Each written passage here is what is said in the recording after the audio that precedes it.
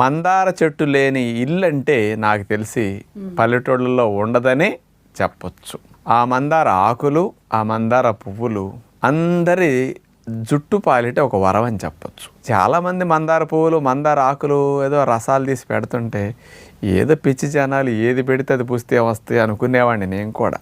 కానీ ఏంటి ఇంతంతమంది మందార మందార మందార ఎవరి నోటిన్నా మందార అంటున్నారని, దాన్ని అసలు సైంటిఫిక్ స్టడీస్ ఏమైనా ఉన్నాయా, ఎవరైనా చేశారా అని వెరిఫై చేసాం. 40 పరిశోధన పత్రాల యొక్క సారాంశాన్ని అమెరికా దేశం వారు 2015 సంవత్సరంలో రట్గర్స్ యూనివర్సిటీ USA వారు వాళ్ళు ఇచ్చినవి. ఇంకొక స్పెషల్ది, తెల్ల జుట్టు రాకుండా నలుపుగా ఎక్కువ రోజులు ఉండేటట్టు మందారాకులు చేస్తున్నాయని central leather research institute Chennai వారు 2003 సంవత్సరంలో పరిశోధన చేసి మందారాకుల మీద స్పెషల్గా ఇవ్వటం జరిగింది.